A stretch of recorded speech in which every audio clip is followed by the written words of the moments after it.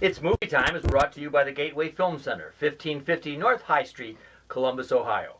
Further details and showtimes online at gatewayfilmcenter.com. The award-winning It's Movie Time is produced by John DeSando. Listen to the shows and read reviews online at WCBE.org. I'm John DeSando. I'm Wayne Miller. And this is It's Movie Time. Wayne, what is this with Scarlett Johansson? We're back again. We saw her Under the Skin. We talked about her. Just a few months ago. And now she's in Lucy? Wow, what a career this young lady is having. Her. You know, somebody right. who could do the disembodied voice of a movie and get serious Oscar buzz is very good. Then you add on top of that, she makes films with Woody Allen, as well as the Avengers series. And it's a good point about her, another science fiction type. So that's 3 we've seen this year with her. And she's impressive. I was mentioning to you when we saw the preview how much she was beginning to remind me of Marilyn Monroe. Yes. With a dash of Jane Fonda. And now, she may have been a better choice for Marilyn Monroe in that one movie, My Week with Marilyn, than Michelle Williams. Good point. I think she could have really pulled that off because, and this is where her strength really lies, I believe, because in this movie that we're reviewing today, Lucy, and she starts off, you talk about vulnerable, this kind of like little street person who seems to be like a college student. She's got this new boyfriend. Right. Very vulnerable. I mean, right to the close-ups of the snot running out of her nose. I know. She's so scared, but then she turns into, and very subtly, but I think effectively, into this character. They're in Taipei, and there are a bunch of Asians who are very interested in this little briefcase that she is bringing in for the boyfriend. Yes. And they're what I love is there's a little bit of Keystone Cops going on here. Yeah. I mean, some of it is very funny.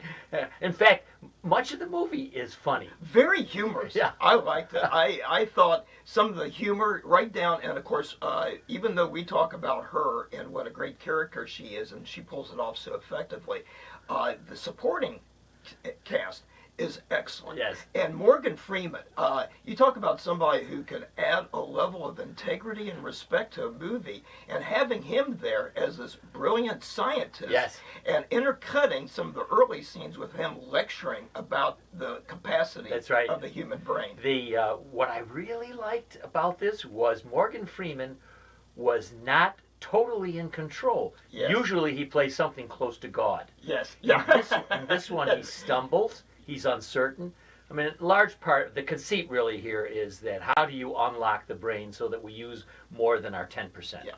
And Luc Besson, the director, has an incremental increase in the brain capacity that she uses throughout the film. So it's kind of like chapters.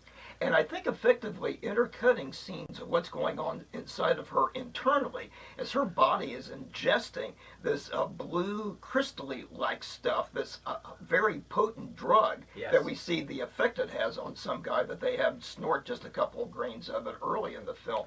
But then, wow, does she just use it and turn it on. But you're right about Freeman.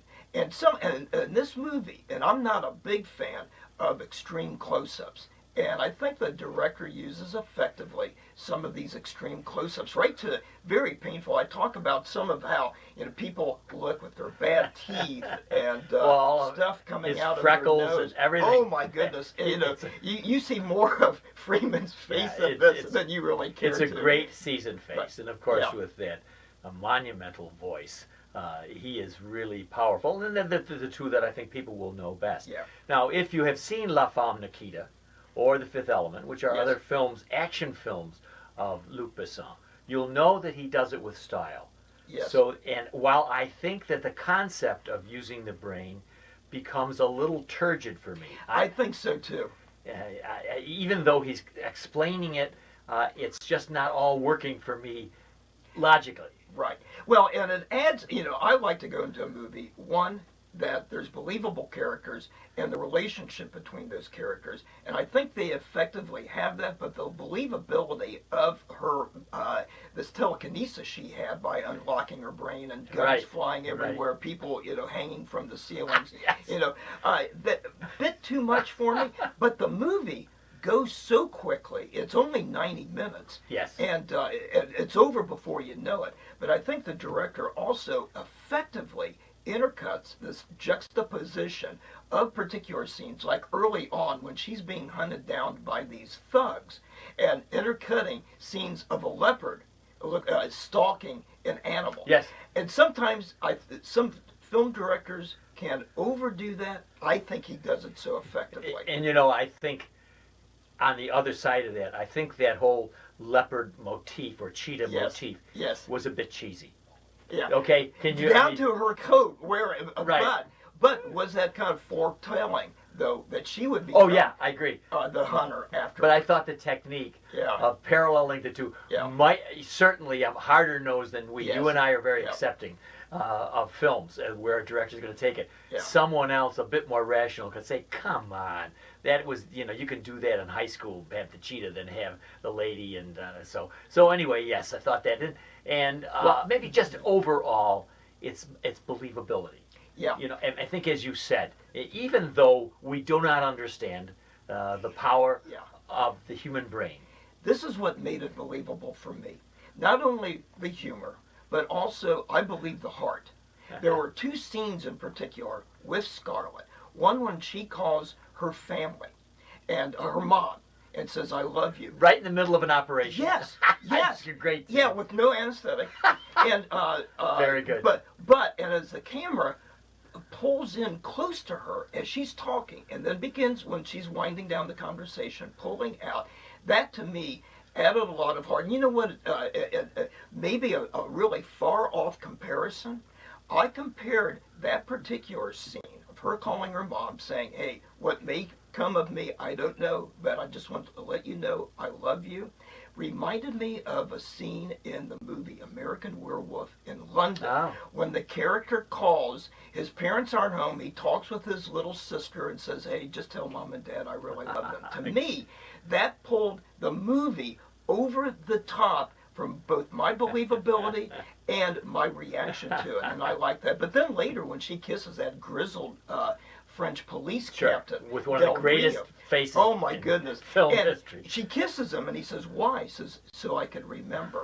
And I think she wants to remember her heart, and that's what sold me on the character. Well, to put it in context with Luc Besson, she echoes a bit the La Femme Nikita, kick butt. Yes. Tough lady. Yeah. And I think that you can see where Besson is just very interested in strong women, and she's doing that. And feminists, I think, could even like this.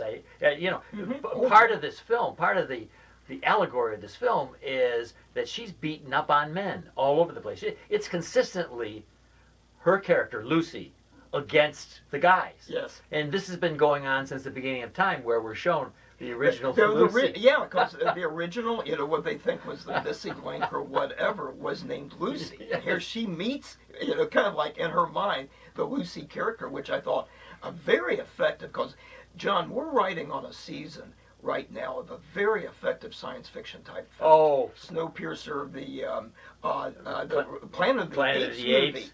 And I haven't seen that yet. I've seen some trailers, and really looks and great. I just saw I Origins, which I like very much. So add this one, and you've got 4 very strong movies. Now, let me ask you about this. In trying to fit Scarlett Johansson's trajectory, how does Under the Skin fit this character?